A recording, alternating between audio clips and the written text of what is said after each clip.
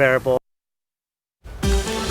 And 4-1 meteorologist Danny McFarland, we can certainly identify with a lot of the folks across the country. I mean, we may not have the humidity, but boy, we have those searing temperatures. As we head into this weekend, a lot of folks are going to want to be outside. Yeah, it's going to be difficult to get outside, I think. It's going to be even warmer than the past few days. And I think that's kind of hard to beat, isn't it? Yeah. Poolside. We're going to have to wake up early. Definitely right. Pool conditions all weekend out there. And something that we're not going to be seeing during the weekend is still that rain that we have going on in some portions of Cochise County. Today was really it when it came to those monsoon storms developing, and all that's left is just a couple spots over there in Cochise County, mainly here and then over towards the east of Sierra Vista. All this green you see right here is just going to be some radar interference, so none of that's actually going to be rain falling from the ground. So let's go ahead and take a closer look at this storm right about here, because this is the one that's producing the most amount of lightning, and you can just see the comparison right here near Tombstone and Alfreda. Just not as much when it comes to the lightning versus what we had about half an hour ago.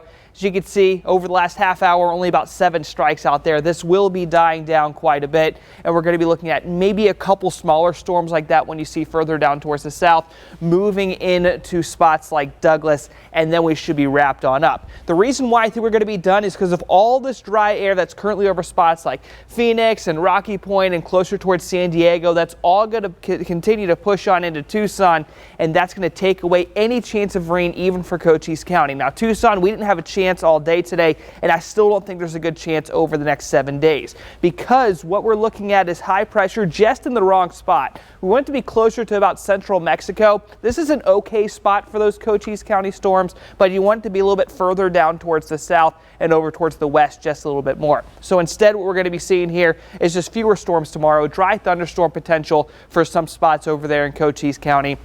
Outside of that, the main things we're tracking is just going to be the wind and also the heat out there. The heat's not as bad, so that's going to be some good news here.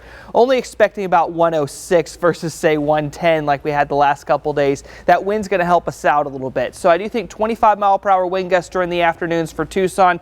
Could be a bit higher during the later half of the afternoon, and temperatures are going to be starting off pretty nice, too. So this is one reason that I think that dry air is going to help us out, is that we're going to be starting off a little bit cooler with temperatures in the mid 70s, and eventually we'll be stopping around 106, 107 across most of the Tucson area here. Now 107 I think is going to be there once again for Friday, but as Sean talked about a second ago, that heat is going to be back for the weekend. It's going to be great pool weather. Just keep in mind it's going to be 110, 112. It's not going to be very fun to be outdoors, and also lots of outdoor activities for Tuesday, which is going to be 4th of July. No chance of rain. That's good news, but 108, certainly not going to feel very great to be out there, especially during the afternoon. Thank you, Daniel. In today's Consumer Alert, President Joe Biden delivering an address today on the economy, promoting what the White House is